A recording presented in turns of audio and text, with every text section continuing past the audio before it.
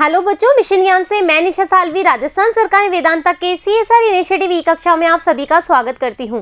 तो बच्चों, हम हमारी 12वीं कक्षा का अध्याय 20वां आज स्टार्ट कर रहे हैं, जिसमें पार्ट 1 के अंतर्गत हम पढ़ेंगे अनवीनकरणीय ऊर्जा स्रोत, है ना। यानी कि ऐसे ऊर्जा स्रोत जिनका नवीनीकरण नहीं किया जा सकता, किस तरीके से इनकी खपत हो रही है, किस तरीके से हम इनको बचा सकते हैं, या फिर कोई और सोर्स है जिससे कि हम ऊर्जा बना सकते हैं। वो ही चीज़ हमें इस पूरे चैप्टर में पढ़नी है, ठीक है। वेरी इंपॉर्टेंट फॉर यार फ्यूचर एस्पेक्ट। यदि हम बात करें भविष्य में ऊर्जा के बारे में, तो उसके बिहाफ पर या उसके रेफरेंस में हम देखें तो ये चैप्टर बहुत ही ज़्यादा महत्वपूर्ण है। तो स्टार्ट करते हैं हमारा चैप्टर 20 या 20वां अध्याय 12वीं कक्षा का, जिसमें भाग 1 आज अपन पढ़ेंगे ऊर्जा के बारे में। अनवीनकरणीय ऊर्जा स्रोत यानी कि ऐसे स्रोत, देखो यानी कि जिसको अपन नवीन नहीं कर सकते। नवीन यानी कि नया, है ना। हम ऐसे स्रोतों की बात कर रहे हैं जो नया नहीं बन सकता अगेन, है ना। अनवीन है तो अनवीनकरणीय स्रोत जिसको अपन नहीं कर सकते। करणीय यानी कि नहीं कर सकते, ठीक है। ऐसे स्रोत के बारे में पढ़ेंगे। तो बच्चों, जैसे आपको पता है कि हमारी जो लाइफ स्टाइल है ना, हमारी जो जीवन शैली है वो बढ़ती जा रही है, हमारी जो जनसंख्या है वो भी बढ़ती जा रही है। क्योंकि ऊर्जा का हम बहुत ज़्यादा यूज़ करते हैं, हमें लाइट भी चाहिए, हमें व्हीकल्स भी चाहिए, हमें पेट्रोल भी चाहिए, हमें ऑयल्स भी चाहिए, लेकिन हमारी नेचर भी तो खतरे में जाती जा रही है, हाँ या ना।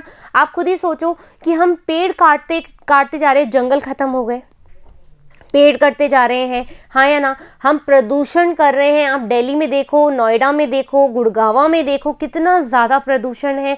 क्यों? क्योंकि वहाँ पर इतनी ज़्यादा इंडस्ट्रीज़ हैं कि वहाँ पे प्लांट्स कम हो गए हैं, और प्लांट्स कम होने की वजह से, जंगल ख़त्म होने की वजह से प्रदूषण इतना ज़्यादा बढ़ गया है कि वहाँ मतलब 100 में से कम 95 लोगों को सांस की बीमारी होगी ही होगी, सीरियसली, या फिर कोई स्किन डिसऑर्डर होगा। तो बेटर थिंग क्या है बच्चों कि यदि अपन ऊर्जा का खपत कर रहे हैं क्योंकि हमारी रिक्वायरमेंट है, लेकिन हमें इसके लिए कोई उपाय भी तो करना पड़ेगा कि हाँ, हमें ये सब चीज़ें छोड़नी है या हमें ये चीज़ें कम करनी है। कोई तो हम ग्रीनरी हम बढ़ाएं, है ना, या हम इन्हीं से, है ना, इन्हीं से अपन कुछ ऐसा एक सोर्स निकालें, एक ऐसा स्रोत निकालें जहाँ से हमारी जो ऊर्जा की खपत है वो कंप्लीट हो सके, फुलफिल हो सके, ठीक है। तो इस चैप्टर में आज हमें यही डिस्कस करना है, यही हमें आज चर्चा करनी है कि कैसे ओवरकम होंगी ये चीज़ें और कौन कौन से हमारे स्रोत हैं, संसाधन हैं। क्लियर? सो मानव के जीवन स्तर में सुधार के साथ साथ जैसे जैसे हमारी लाइफ स्टाइल चेंज होती जा रही है, वैसे वैसे ऊर्जा की खपत भी निरंतर बढ़ती जा रही है। हम बहुत ज़्यादा यूटिलाइज करते जा रहे हैं। क्योंकि आप सोचो, पहले बैल जो थे, मतलब जानवर जो थे, उनको हम यातायात का साधन बनाते थे, है ना। चाहे वो बकरी हो, चाहे वो गधा हो, चाहे वो गाय हो, चाहे वो बैल हो, चाहे वो भैंस हो, चाहे वो घोड़ा हो, हाँ है ना। तो हम पहले, या फिर हम हाथियों की सवारी कर करके इधर से उधर जाते थे, है ना। फिर धीरे धीरे क्या हुआ भाई, बैलगाड़ी बनाई हमने, पहिया बनाया, फिर धीरे धीरे इंजन आया, फिर और हमने सुधार किए, और अब देखो हम हवाई जहाज में भी बैठ के जा रहे हैं, हाँ या ना। तो धीरे धीरे जैसे जैसे प्रगति हो रही है, वैसे वैसे ऊर्जा की खपत भी तो बढ़ रही है, और ऊर्जा की खपत होगी तो ये संसाधन भी कम होंगे, है ना। क्यों? क्योंकि ये संसाधन तो सीमित है, लेकिन हमारी इच्छाएं जो है वो बढ़ती जा रही है दिन प्रतिदिन, ठीक है। सो वर्तमान में प्रति मानव इकाई जो है ऊर्जा की खपत, वो किसी भी देश की प्रगति का सूचक माना जाता है। यानी कि वो देश कितना विकासशील है, कितना वो उसने डेवलपमेंट किया है, कितना वो डेवलप्ड है या डेवलपिंग है। जैसे इंडिया जो है वो डेवलपिंग कंट्री में आती है, आपको पता है। जो हमारा भारत है वो प्रगतिशील देशों में आता है, ठीक है। और जो अमेरिका है वो विकसित देशों में आता है, क्योंकि वो विकास कर चुका है अच्छा वाला, अब वो स्टेबल हो गया है, स्थिर हो गया है। लेकिन जो हमारा भारत है वो अभी भी विकास के स्तर को अपने बढ़ाते जा रहा है, ठीक है। सो यदि अपन को किसी भी देश की प्रगति देखनी है तो हम क्या देख रहे हैं कि प्रति मानव इकाई जो ऊर्जा है उसकी खपत कितनी हो रही है। क्लियर बात? सकल राष्ट्रीय उत्पादन ऊर्जा की खपत के समानुपाती होता है। पूरे राष्ट्रीय का जो उत्पादन है ना, संपूर्ण राष्ट्रीय का जो उत्पादन है वो किस पे है, ऊर्जा के खपत के समानुपाती है। किसके समानुपाती? तभी तो अपन देख पा रहे हैं कि कौन सा जो राष्ट्र है वो प्रगति कर रहा है। क्यों? क्योंकि अपन प्रति मानव इकाई ऊर्जा खपत को देख रहे हैं, और वो कैसे, जितना राष्ट्रीय उत्पादन होगा ऊर्जा खपत के वो समानुपाती होगा। क्लियर बात? एक अनुमान है कि वर्तमान में विश्व के प्रौद्योगिक प्रक्रमों में ऊर्जा की कुल खपत, ठीक है, औद्योगिक प्रक्रमों में जो भी इंडस्ट्रियल हम काम करते हैं इंडस्ट्रियल लेवल पे, उसमें जो एनर्जी खत्म हो रही है, कुल खपत जो है, ठीक है, वो उसका लगभग 82%, यानी कि कुल खपत का 82% जो है वो है अनवीनकरणीय ऊर्जा। अनवीनकरणीय ऊर्जा है, हाँ है ना, ठीक है। इस 82% में भी कितना है हमारा, 76% है ना, 76%। देखो पहले एक बार ये देख लो, अनवीनकरणीय स्रोतों से और शेष 18%, और इसमें से कुल खपत में से 18% जो है वो है नवीनकरणीय, जिनको अपन रिसाइकिल कर सकते हैं, नवीनकरणीय ऊर्जा स्रोत। भैया 100 थी, 100 में से 82 जो है वो अनवीनकरणीय ऊर्जा स्रोत से लिया है। कुल खपत का 82% हमने अनवीनकरणीय ऊर्जा स्रोत से हम खा रहे हैं, बाकी बचा 18, ठीक है। 18% का जो नवीनकरणीय स्रोत है उससे अपन ऊर्जा खपत कर रहे हैं। अब अपन बात कर रहे हैं नवीनकरणीय जो 82% है, उसमें भी इसका 76% जो होता है, 76% भाग जो है वो जीवाश्मी ईंधनों से, किससे, जीवाश्मी ईंधनों से, है ना।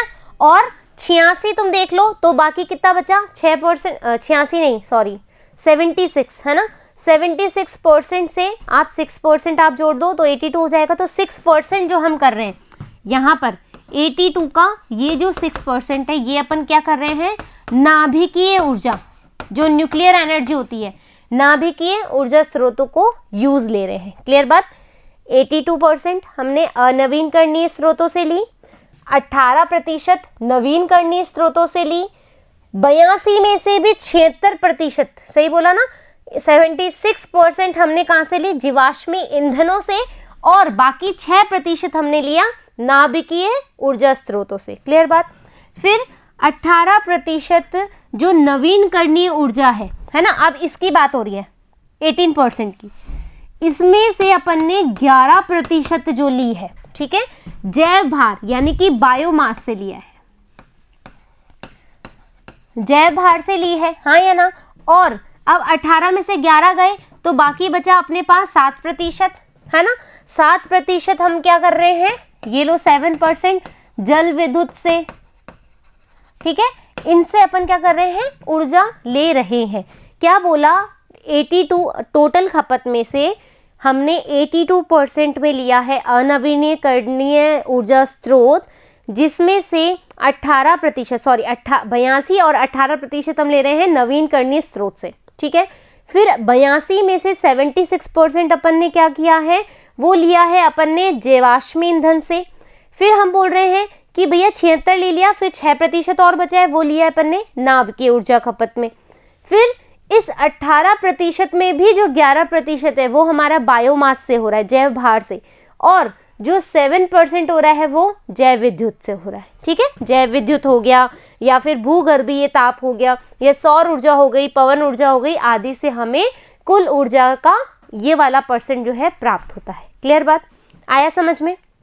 नेक्स्ट, अनवीनकरणीय स्रोत ऊर्जा के वे स्रोत है। अब अनवीनकरणीय स्रोत है क्या, वे ऊर्जा के स्रोत जो मात्रा में निश्चित है, जिनकी सीमित मात्रा है, एक्चुअल जो कह सकते हैं एक एक्चुअल रेंज में ही है, इसके अलावा ना वो बढ़ेगा ना वो घट तो सकता है, जब अपन इसका उपयोग लेंगे तो घटेगा लेकिन बढ़ेगा नहीं, तो सीमित निश्चित मात्रा में है।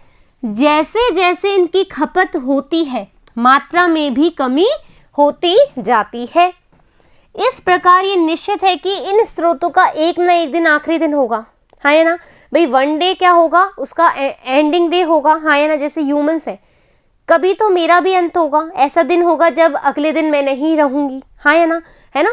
तो वैसे ही इन ऊर्जा स्रोत में भी क्या होगा, एक दिन ऐसा होगा कि नहीं रहेंगे, क्योंकि हम इनकी दिन पे दिन खपत करते जा रहे हैं, ठीक है। तो एक दिन आखिरी दिन होगा। इन सभी स्रोतों का पुनर्निर्माण व नवीनीकरण, जो नवीनीकरण है वो संभव नहीं है। इनको हम नया नहीं बना सकते, हम इनकी रिसाइकलिंग नहीं कर सकते, इसलिए हम इनको क्या बोल रहे हैं, अनवीनीकरण ऊर्जा स्रोत।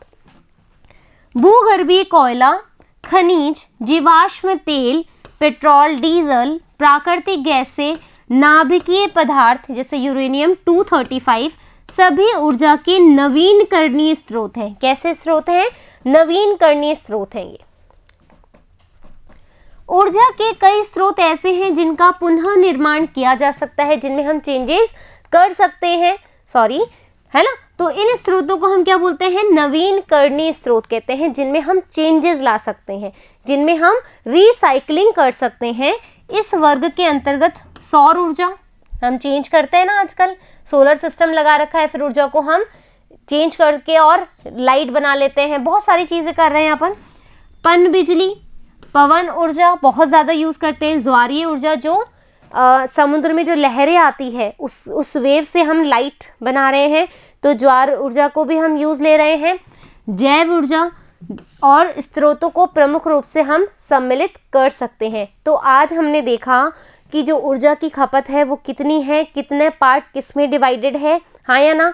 तो हमें वो सब चीज़ें याद रखनी है। एक बार अपन बना लेते हैं, जैसे 100% जो ऊर्जा है उसमें से 82%, 76, 6% है ना, और यहाँ पर 18% और यहाँ पर 11%, यहाँ पर अपनी 7%। अब आपको ये लिखना है कि 18% कौन सी ऊर्जा है, 82% कौन सी ऊर्जा है, उसमें से 76% कौन सी ऊर्जा है, 6% कौन सी है, और 18 में से 11 कौन सी और 7 कौन सी है, ठीक है।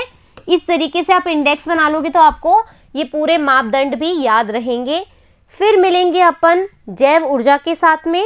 जब तक कि आप ये सब चीज़ें देख लीजिए, नोट्स बना लीजिए और नेट पे सर्च कीजिए कि हम अभी ऊर्जा के लिए क्या क्या कार्य कर रहे हैं, और मुझे कमेंट बॉक्स में ज़रूर बताइएगा। जब तक धन्यवाद।